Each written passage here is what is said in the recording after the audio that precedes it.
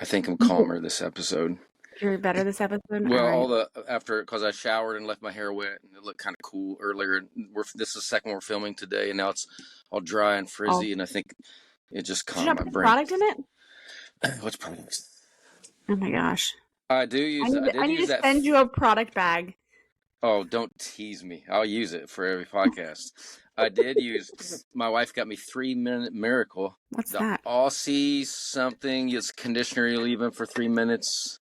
Oh, yeah. Is that a store-bought thing? Because I don't do store-bought. Yeah, it's store bought. Kidding. Being a hair snob. All right, welcome back to the Always Right podcast. I'm author Karisa DeLay. And I'm Jaime Vendera. I was thinking I'm a hair snob, but okay, yeah. Well, I'm a hairstylist, so for me, like, I'm like, yeah. Send you I'm going to send you a care package, a hair care package. Oh, I'm hair care bear. Oh. All right, today we're going to talk about chapter breaks. Yeah, that's so important. And it is. It's a topic that sometimes, it can be overwhelming.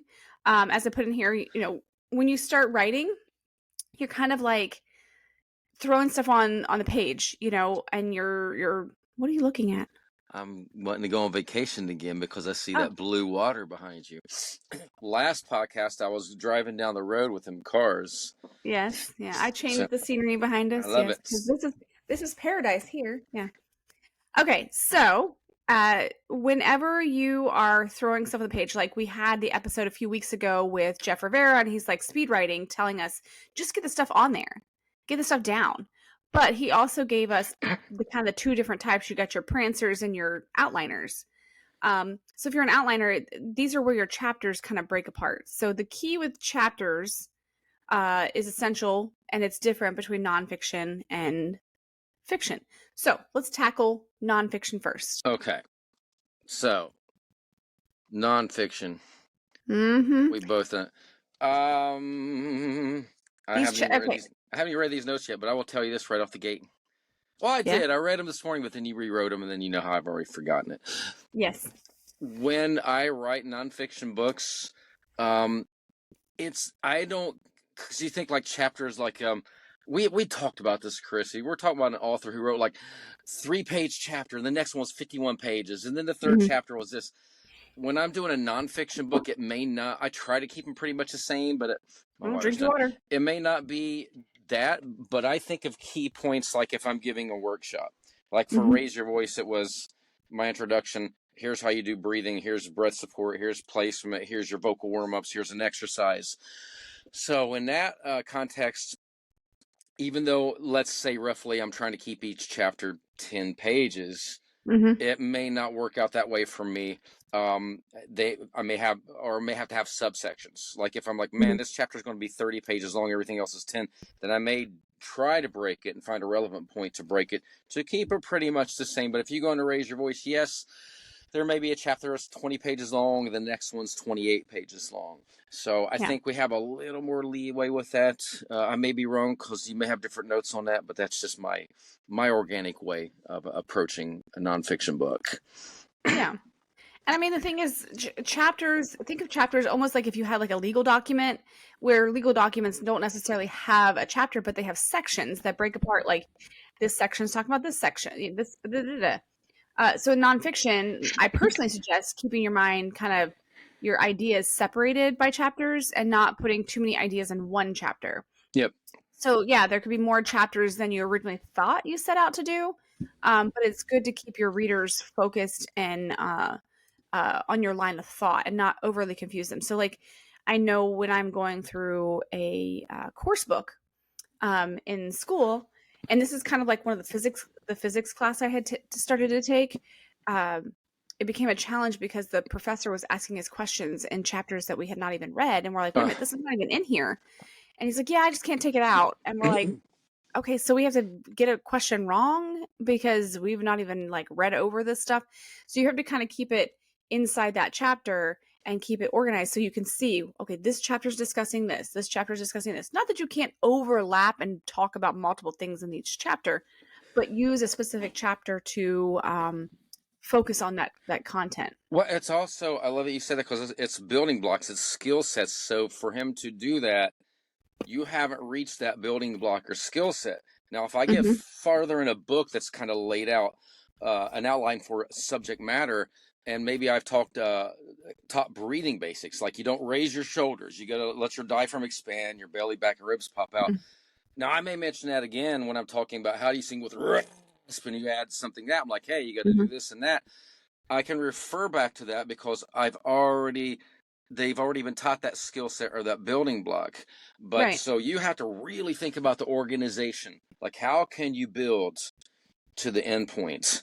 Well, and that's what I did. And when I was writing my creative nonfiction, before the world was lost, and some of the things that you go from writing fiction to nonfiction, you have to understand is you can't show not tell type, or show don't tell type situation. You have to tell. You have to explain. You have to not leave your reader wondering, because that's the whole point of it, is you're educating them. Um, so when I did that, I did as again as a building of a concept, so my reader would understand the concepts before I threw them into like the big picture. Like, this is what I'm trying to tell you, but before I get to this, I kind of need to tell you how we got there. I need to kind of get you to that point. And so those are where your chapters come in. Your chapters come in when you're building these points. Separate the points out and make them each a chapter. So I put out here kind of like when you're building these subject chapters, you kind of need to answer certain things. You don't have to do it in this particular order. However, maybe inform. You need to do your information, your problem, and your solution. Kind of like give the information that's going towards what you're talking about. Give us the problem, and then give us the solution. Maybe that should be a certain order as far as when you're setting it out. But you can have several chapters about the information, several chapters about the problem, and several chapters about the solution. Um, but I put a little list here, as far as what you should do when you're thinking about nonfiction chapter layout. And you need to, one, what is it? Like, what is it that this What's your book's going to subject? do? Right. So basically, that's where your introduction comes in. Like, what are you about to tackle? Tell me what this is. So give me a broad summary synopsis about what you're about to go over in your nonfiction. Why should we care? Like, is this is a personal issue, or is it something that millions of people are facing, or is this something that you just feel that this is something that it's not been talked about? Like, why are we reading this? Give me a reason to read this. I think a lot of nonfiction authors miss this point too, because why are you reading a nonfiction book? I really want to learn about the subject. So you need to speak to them because they know, they're dealing with problems with this, which that's, down the line. But Right. if you speak to them and like, this is why you should care because I know you're struggling with it. I did it. I'm going to tell you the solution by the end of this book. You're going to hook them. You're going to pull them into your Right. writing. So. Well, and it's kind of like you've written several music, voice oriented books. Why should I read this one particularly? Give me a reason why. What is the draw for this one? So make sure you include that. How are we going to view it? This is kind of referring to like the personal tackling of it versus like maybe the academic tackling of it. How are we tackling this subject? You should look at So who your audience is going to be then. yes. Yes. Is this based on my opinion? Is this based on years of research? Is this also going to include like what the data says? So how are you approaching this topic? Like, how are we going to view it? Um, our approach, uh, our approach to solving.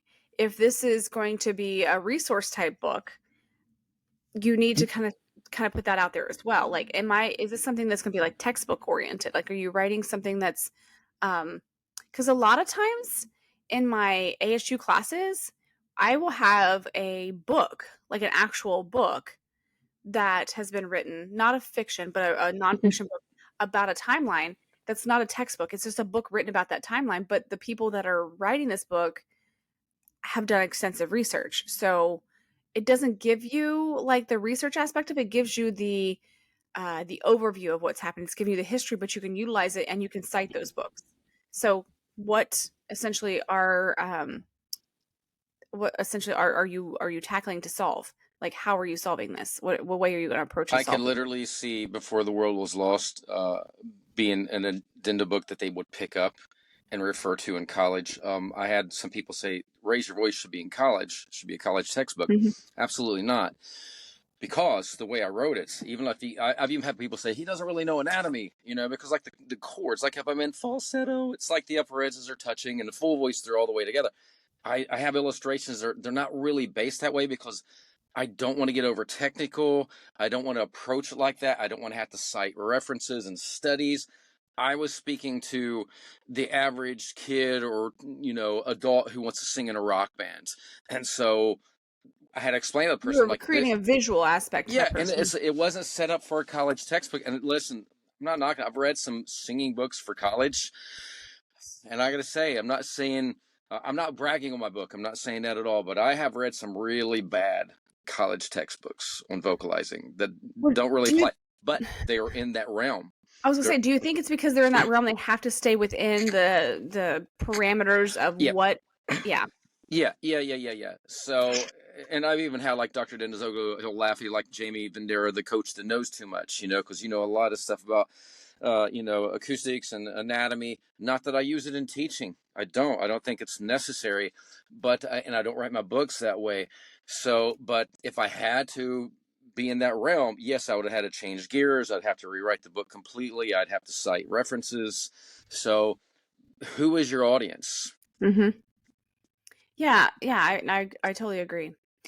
So something else that a lot of people steer clear of when they're writing is past failures, like where research has gone wrong or where you failed in your research, and that it's okay to be like when you're writing nonfiction to show what went wrong. So when people are thinking, well, did they think of this? Yeah, we thought of this, and this isn't the way it works, or not necessarily a failure, but thought processes that you thought were a thing and weren't that thing. Like it's okay to add those in there and even create a whole chapter of where we thought this was going. And then you put all that out there, and then it's like at the end, but this is not how it ended up. And then go into maybe your solutions or your conclusion of what is the finality of your writing. Yeah, I'm glad that you mentioned past failures because I just think it makes you more human. I would love when I read a nonfiction book, or like, look, this is what I tried for 3 years and it didn't work. I was originally taught that to sing higher notes, your chords, they connect in the front and they open in the back. I was taught that they zip up from the back to the front to get tinier and tinier. I actually use that as a visual. I even say in the book, I'm like, look, we haven't really proven that this is true.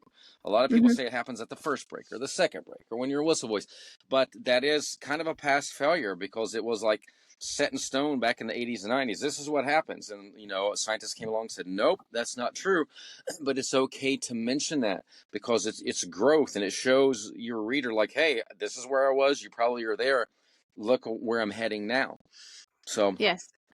I did that and before the world was lost, I put in theories because a lot of times when you're creating a new potential theory, people are like, oh, but it's this way.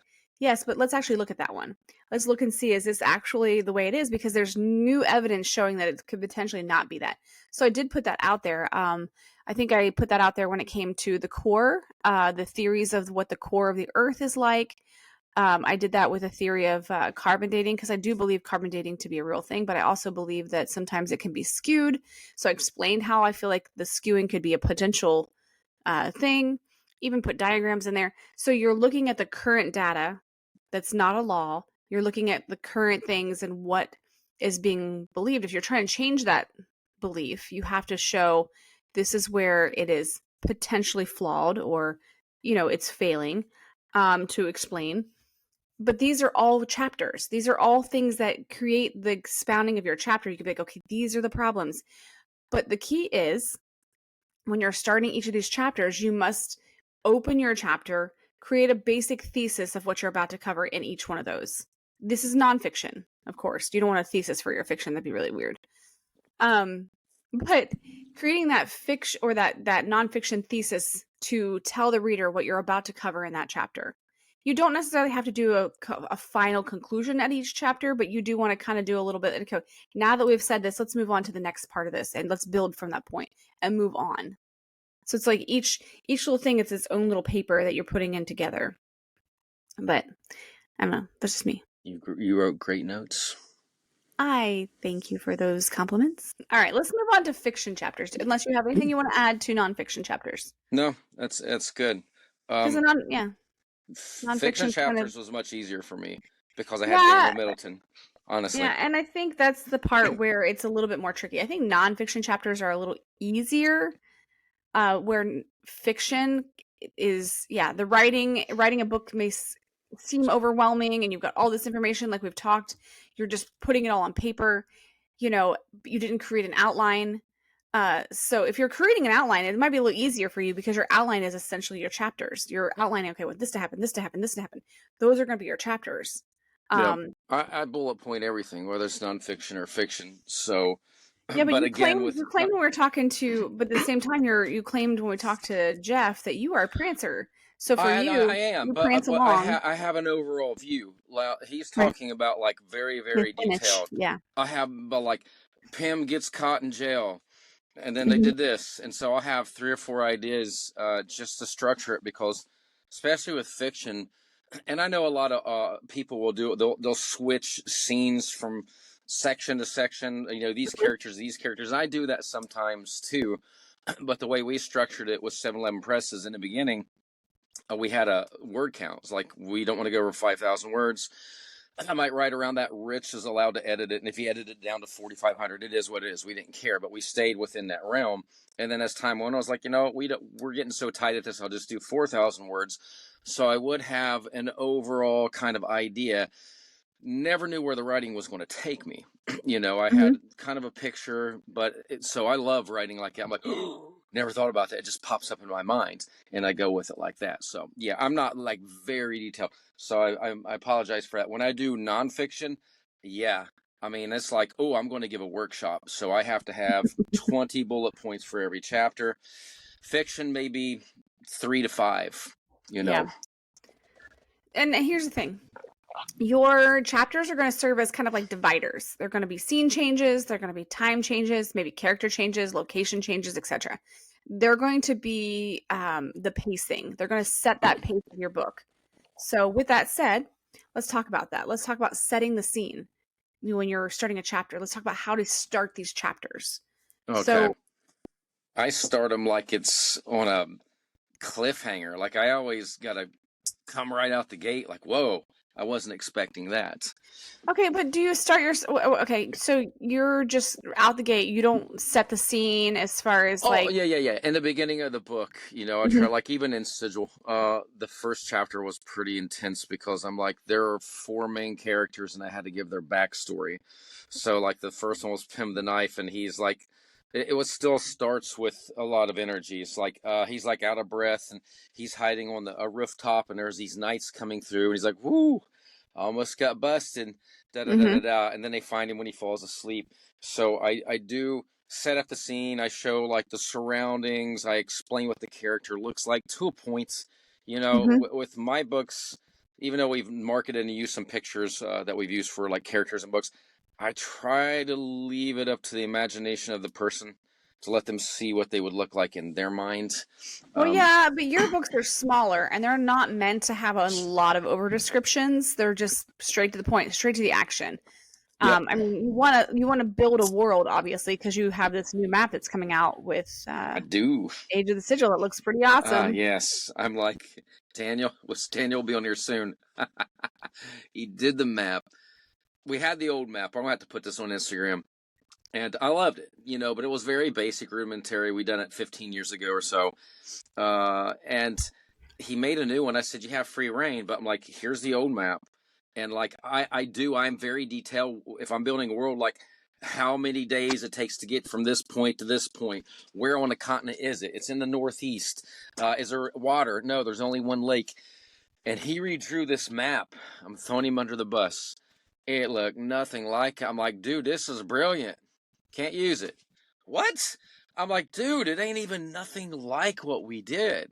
But we got to talking, and he's like, oh, I thought you meant free reign. I thought you were going to rewrite it. I'm like, if I have to rewrite that, I'll have to gut the whole 3 books. Right. It'd be easier to So fix the map. yeah, but I mean, we're real creative together. He's like, well, maybe you could use this for something else. I'm like, and I'm looking at it, I'm like, oh, yeah, I can.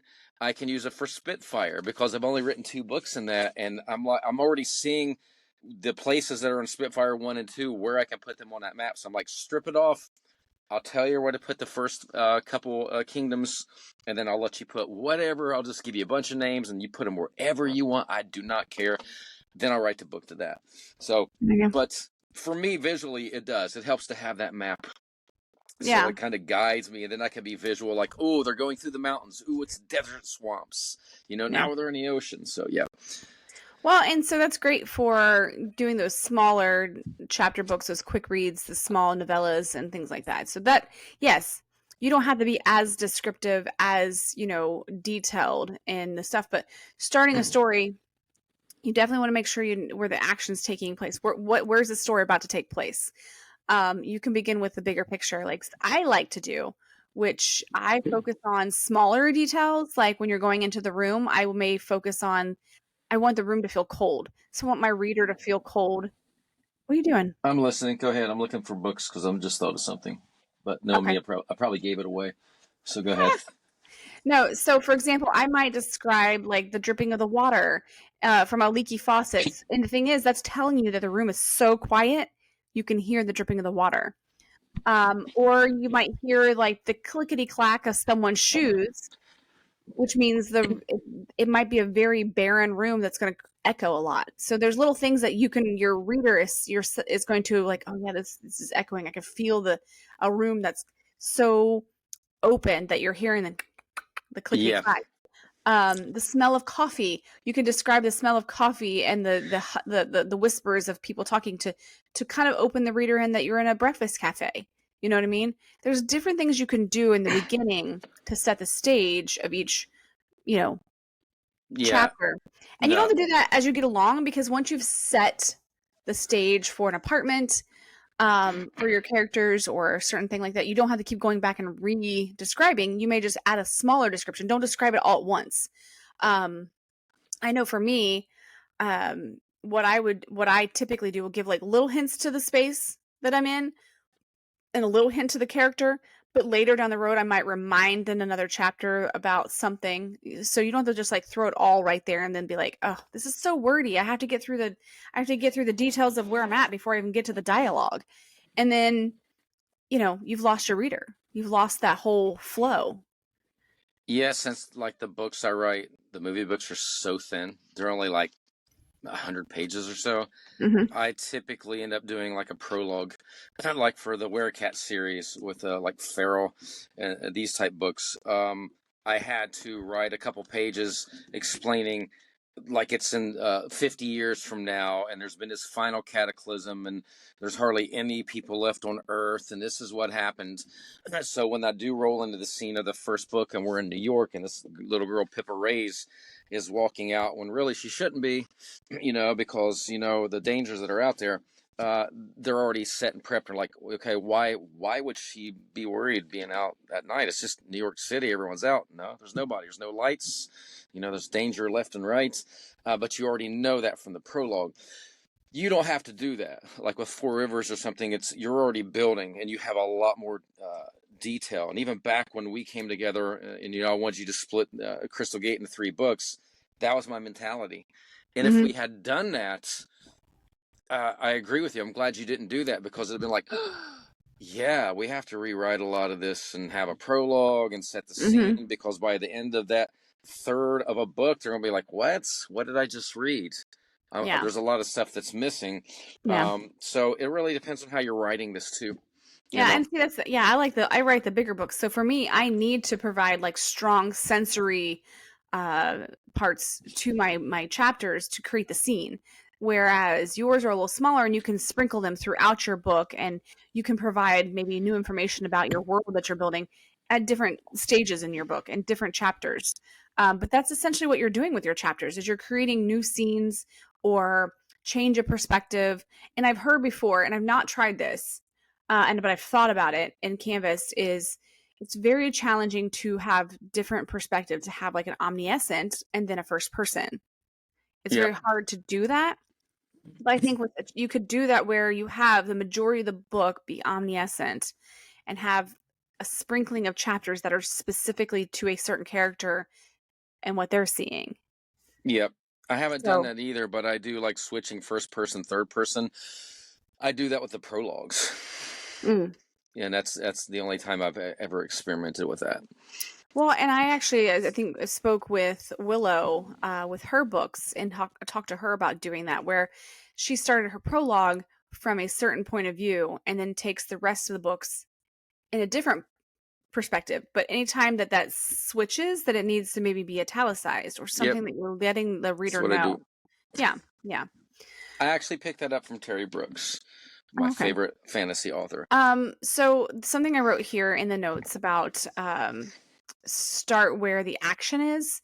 When starting a new chapter, it's best to steer clear of that excessive play-by-play, especially in the first chapter. Instead, opt to do the whole, like we've mentioned multiple times, show don't tell technique to create more of an engaging experience for your readers. So you want to draw them in, but you don't want to overly draw them in to where they're bored. So there's like a fine line. Now, if I'm doing I mean, I start a lot with action scenes, but they're quick, you know. And then because I will cut to other characters in one chapter if I have to, you know. Typically, I try to keep the chapter switching between characters to kind of throw people off. Like, wait a minute, I didn't get enough with these two people, and now you're on to these two people. Oh, I don't want to read this. And they get into that, and they're like, wait, and then you're back to the other people. Like, what? So that's So like I like to do that. So with Canvas, especially, I have the very first chapter. You have this character. You're kind of it's omniscient, but you're seeing it from her perspective of what she's seeing, what she's feeling, and then there's this presence in the room that she's like, well, who is this? What blah blah blah. The chapter itself is short, because I'm leading you on this whole, it's warm, the sun is rising, I'm making you feel like, oh, this is good. Oh, good morning, Cleveland, all these things. And all of a sudden, like that, it's instant. She's feeling the dread. She can't move. Like someone's in the room. How did this person get there? Oh my gosh. And then she sees these pictures and then she's realizing, oh my gosh, I'm going to die. Yeah. And the chapter, and then she's like, this split second, she gets a glimpse of the killer, says the killer's name, and it's done. And then it's like, you're like, what? Who is this person? And every person I've given this chapter to, they're like, okay, I need to know what this person does. Who's this person? What's going on? And I'm like, so I've got you like, okay, I need to know who this is. Now I fast forward 10 years later. And you're like, oh my gosh, okay. And I changed the pace. I changed the pace to more of a soft, like to a couple. And you're like, okay, I like to have that roller coaster. I do too. For my readers. And so you can do that. You don't have to have every chapter doesn't have to be action, fighting, or killing, or what, or erotica. I feel like it gets an emotional, a momentary emotional anger response. Like they're pissed at you because, what do you mean? I'm so hooked into this, and you're switching to this. Yeah. But then a really good author, and I see this, you start reading that next chapter and you're mad, I got to get through this, but then you're hooked again. And then you're switching. That's the thing. When you throw that chapter in there that's not quite as action-packed, there's something in that chapter that they have to bite onto. Yep.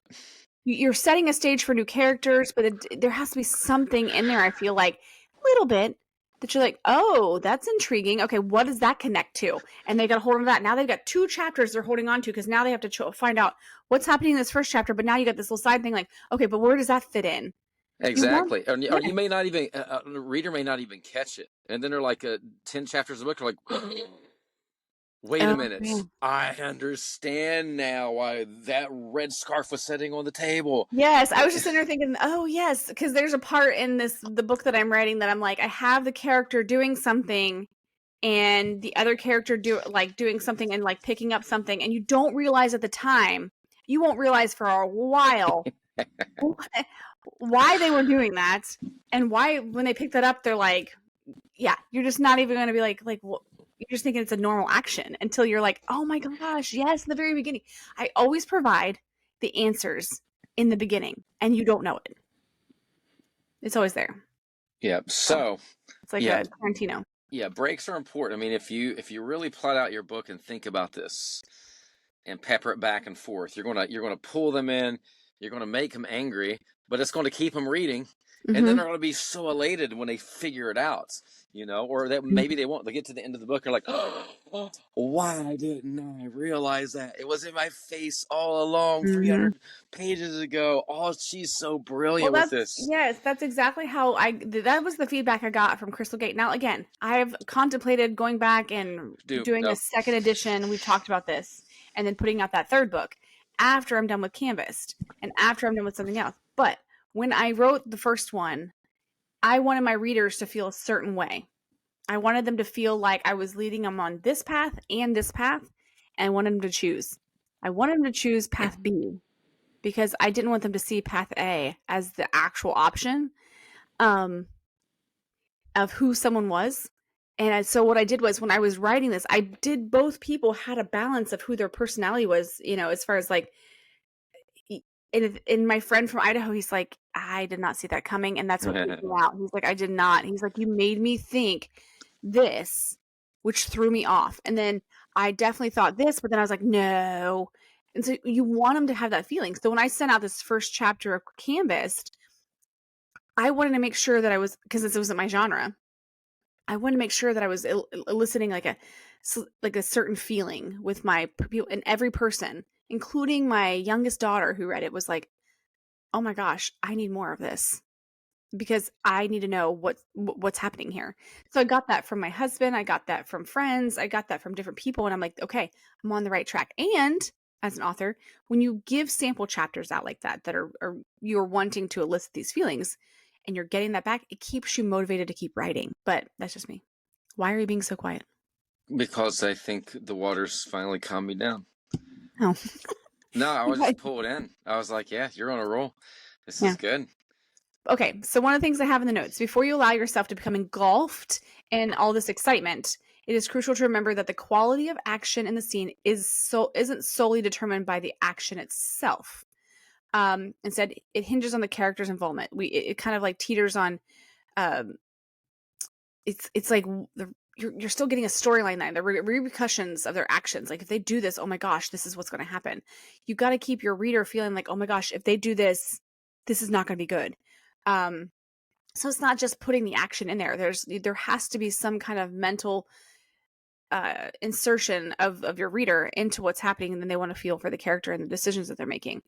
For example, I put in here, if there's a fight, we need to do we need to care about who is going to win or what happens if they do. Like if so and so wins, it's kind of like when you're watching a movie. Like, oh my gosh, whenever you're watching something, like if this actually turns out this way, it's going to turn out probably great, but in the moment, you still have to be like, oh my gosh, if this goes wrong, you have to keep your reader on that pace of questioning, if this goes sideways, what's the outcome? What's the next chapter going to be? You know what I mean? Kind of like we always refer to Game of Thrones. And I feel like Game of Thrones is a perfect example of how the audience was expecting it to go a certain way, and it did not go any of the ways we thought it did. No, and you were emotionally so pulled in. Oh my gosh, so drawn in. Like everybody's like, and then when it went the other way, that's why we were let down, was because emotionally we had already planned out so many different avenues that it could have gone. We seen certain characters that were having relations on the ship, and we're like, oh, maybe they're pregnant, maybe this is going to be a question of who is the rightful heir. Like all these things are going in our head, and then when you're given none of the things that you've led us to, it's like, okay, what was the point of that? What was the point of all that action? Because none of it came to fruition of where it should have went.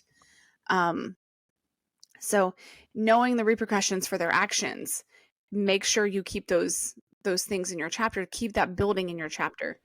Something I listed, and this is good, how you start your chapter with specific verb interests, like interesting sounds. Like I do this like in Canvas, and I've said this before on an earlier episode, where one of the you don't have to start it with you don't have to start it with we are back. Like you don't have to start it in a certain way that just makes it seem like you're forming a sentence.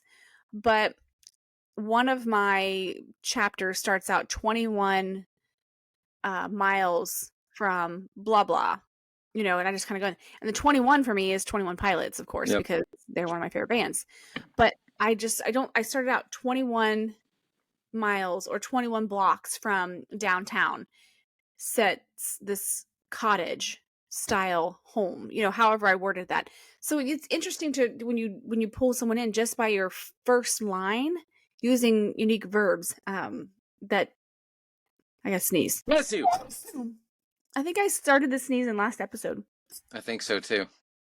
And it just came to pass. Because I was going to make a dumb comment, like we said something about meth. I was like, Coke, but. Oh my gosh. People are going to think that we're like doing drugs on the side as much as you talk about the cocaine. You done prove I got teeth. Well, that's meth. Yes. I don't know if cocaine does anything to your teeth. They might think that. I've been accused of that. God's my witness, I've never done cocaine. I've been accused several times. One of my workers, one of my foremen, and a friend of mine who I play music with, his sister, they both said, Jamie, are you on cocaine? I said, why would you ever think that? They said, because you're the most hyper person I ever met, and your nose is always red. And I... Oh. But your skin itself is always red because of your skin I'm disorder. like, look, it's my skin disease. I'm always like that. Yes. And I'm super hyper, so. That's funny. So I put on here some verbs, like if you're using walk or jump, you could do instead stroll or leap. Little things like that, little words that could be utilized differently than just basically I walked into the room and the wall was white. You know what I mean? Yeah, and one thing I do want to say with your chapter breaks too, like the way we're describing, like if you're switching points, that is great. If you're writing and the next chapter is an immediate continuation of what you're already doing, and you took 2 chapters, so some of your chapters are 20 pages apiece, but now you got 2 chapters and they're 40 pages, but they're the same thing. Don't do that. Either flip-flop and move it ahead, or condense it and work it so you get your point across in that chapter. Change the point of view. So like if your first chapter you're writing, if the first part of the chapter is looking from the street inward to the scene, and then it's the same scene, but now you're inside a room, just change the perspective. Don't go inside the room in the first chapter. Go inside the room in the second chapter. You can jump into a time slot and a location by changing chapters, but keep the same characters, keep the same conversation going on, or whatever. But don't do that. Because to me, that's like we said before, we've read somewhere a person will have 10 pages, 37 pages, 8 pages. That's almost that situation, but you just decided to split it and make it. So change the scene, change the view, move it to the chapter after that. So you move to the next part of the book. So you're throwing it back and forth like we like to do. Just don't make it a continuation. Or like, what? This doesn't even make any sense. And this is something I'm doing in this particular book now, is a lot of the basic chapters that I'm writing are about the same. My average chapter is like 8 pages. But I do have random chapters that are only a page long. I've even shortened them to keep them a page long because these are the killer. This is the actions of the killer. So whenever it's the action of the killer, I keep it very short, very dark, not a lot of information other than what they're doing, what they're looking at. And then I move on. I don't create dialogue. I don't do anything. So that is a specific style to that character. And I'm keeping that consistent. Like when you see that short chapter, this is the perspective of the killer. Yeah, but that makes sense. Right. And that's intentional. Right. You could do that. But I mean, we've talked about a book that I read from an author I met and I wanted to support, but she had 30 pages for one chapter. And it spanned so many months of what was happening from a baseball game to a hospital visit to getting married to buying a haunted house and the stepdaughter, and you're in the Halloween store, and then the very next paragraph you're having Thanksgiving dinner. All these things are happening in the first chapter. But that's word vomits and not following through and actually editing. Yeah, and I think that her story would have been better had she expounded on some of these things. So it was like an overly exaggerated outline. So I feel like if she redid that, it would be great if she would have just kind of broke up the chapters and went further on them. But I also get it was her first book.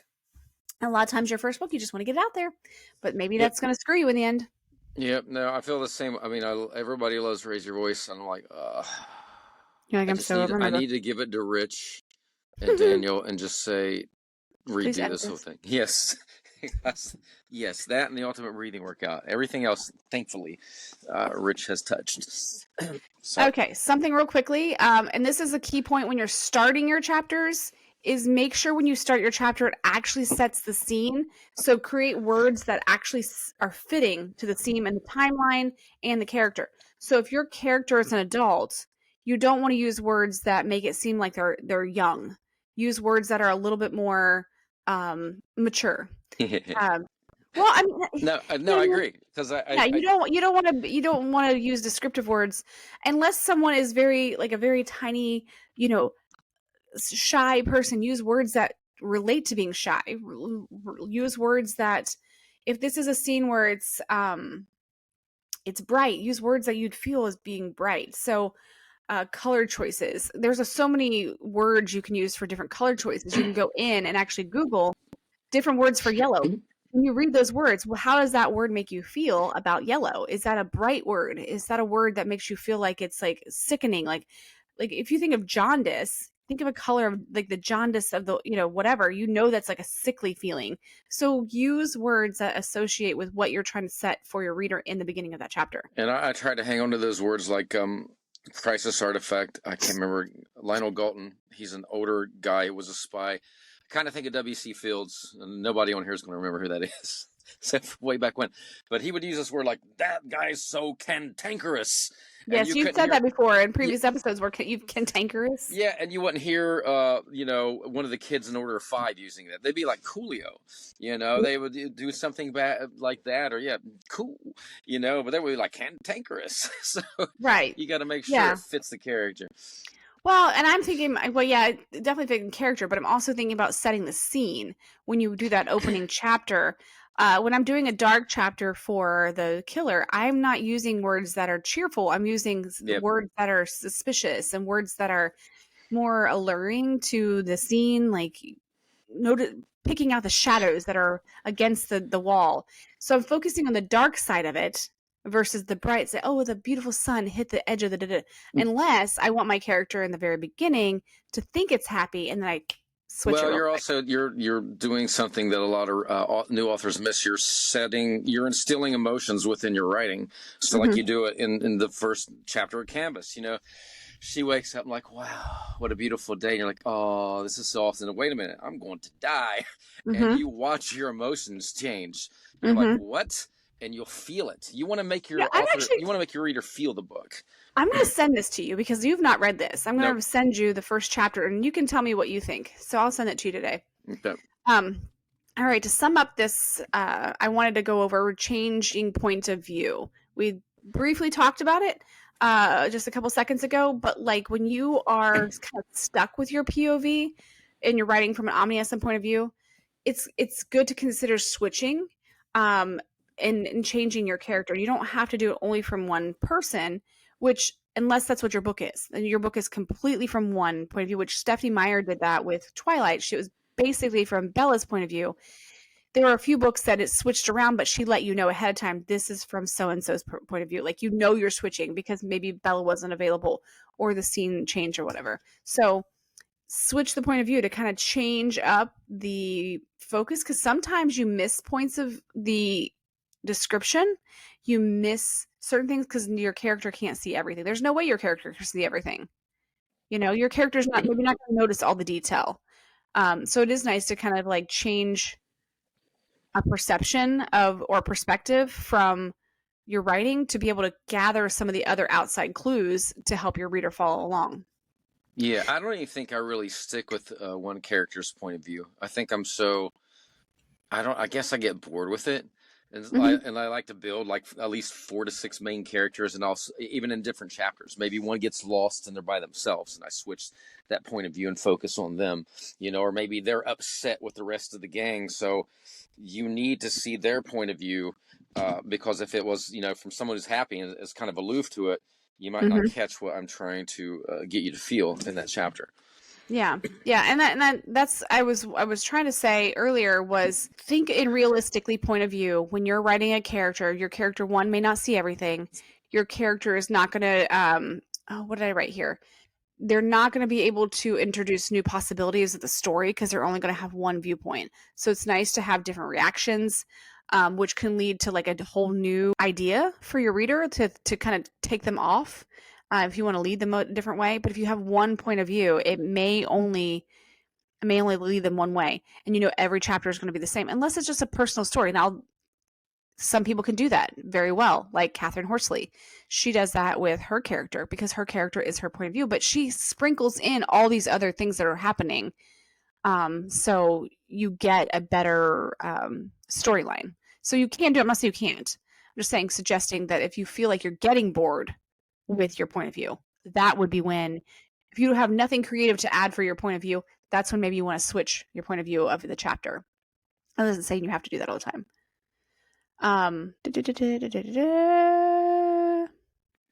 There was one more thing I wanted to add. Oh, how not to start a chapter. Oh my gosh. How's how not to start a chapter? You're funny. I'm gonna grab my phone here because I can't read these notes real quick. You can read them in the video. You can hold them up real close. There you go. What kind of phone do you have? What do you have? I have a 15. Okay, I forgot it does have 4 lenses on it. Yeah, it's a 15 Pro. Or 5 or whatever it is. Let's see. What? Mine ain't the same as yours. 5. I have 5 camera thingies on there. I got the I got the Pro Max. Maybe that's why it's a little different. Mine's a Pro Max. Okay, hold yours up again. They're exactly the same. No, they're not. See my little camera thingy? It's on the top. Yours is on the bottom. No, look, I have that right there. Oh, do you have a lens cover over it? Oh, okay, I see it. Never mind. Okay. It just looked like the bottom one really stuck out. All right. Back to your point of view. All right. Okay, so how not to start a chapter. Oh my gosh, here. Where am I at? Okay. It's tempting to think of a character in the same way you would think of a typical day. So it's you wake up and you go to sleep. This is something that I feel needs to be tackled when stories run on. Be careful thinking that every chapter has to be the next minute. Unless you're writing Gone in 60 Seconds or you're writing something that is a minute by minute. Like if the book is called 24 minutes, then there's 24 chapters that cover each minute. That's different. But when you're writing a storyline, it doesn't have to be, every chapter doesn't have to be the very next minute. It doesn't have to be the very next day. It doesn't have to be, I woke up today and this is what's happening. It does not have to be like that. So you can think that when chapters change, times can change. You can fast forward several, hours. I have where the police are at the crime scene early in the morning, and then another chapter in between, but then it fast forwards several hours and now it's sunset and this cop has been here all day and like nothing's really happening and he's sitting at his desk watching the sunset over the Lake Erie. So you don't have to do a minute by minute unless that's what your book's about. No, so I mean, like even you said, you jumped 10 years ahead and canvassed, and there's been times, like even in Sigil, where weeks have gone by, or the next chapter, like, oh my gosh, we've been walking for 4 days. Are we ever going to reach the ocean? So it doesn't have to be. It's not a play-by-play. It's what is relevant to the story to keep it moving. Yeah. So in a sense, to summarize, basically what we're saying is you need to treat each chapter like its own story. You have a beginning, middle, and end. You have a setting, you have actions, and you're going to have like sensory things, you're going to have emotions, you're going to have all these things taking place within that chapter based on, what you're trying to set. So kind of keep that in its own little world. Like what feeling am I wanting to, and you put this in when you're writing your outline. What feeling do I want to create here? So drink your water. I feel like it's like the 15th time. Yeah, I feel like it's the little waffle maker at the Hampton Inn or whatever that you flip. Beep, beep. Okay, flip your waffle now. So this is a lot to unpack and really think about, authors. Mm-hmm. Yeah, but it's important because your chapter is what takes them in. It brings your readers in. It keeps your readers engaged. It keeps your readers wanting to turn the page to the next chapter. So it is essential to remember some of these key points and treat them like individual books themselves and how you're doing that. So, one last tip I'll give. yes. This is just the way I do it. It may not be for you, but you see on Kindle, everyone's writing short books.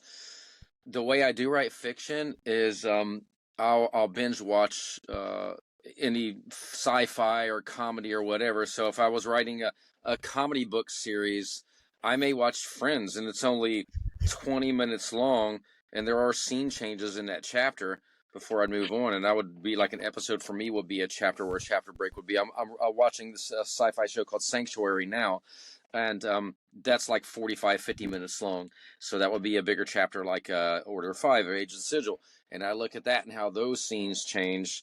But then when I write that big of a book, it's a story change. It's all flowing together, but every chapter in a TV book like Age of the Sigil, Order 5 is a new like a new TV show. Like, oh, this is episode 2, this is episode 3.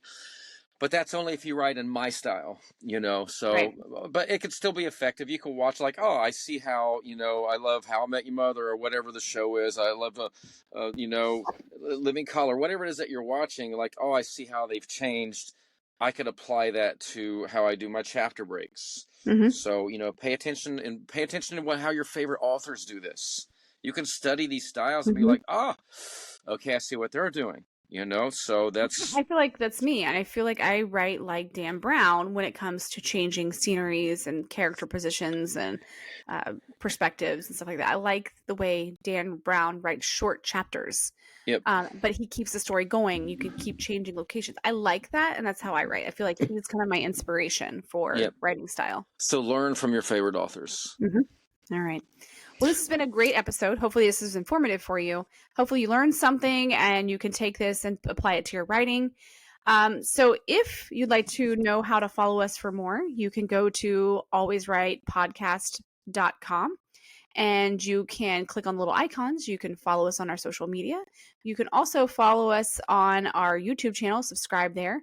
You can listen to us on Apple Music, Spotify, and Amazon Music as well. Also, if you have a question, or if you have something that you would like to reach out and suggest, or if you would just want to share something with us and tell us that we're amazing, we would really appreciate it. And you can email us at alwayswritepodcast@gmail.com, and we'll do our best to get back with you. And for now, I am so thankful for all of our listeners, and I am author Karisa DeLay. And I am just happy that Karisa does the intros and the outros, so I don't have to. Outro? So I'm Jaime Vendera, and we'll see you in the next podcast. All right. Thanks for listening, and always write.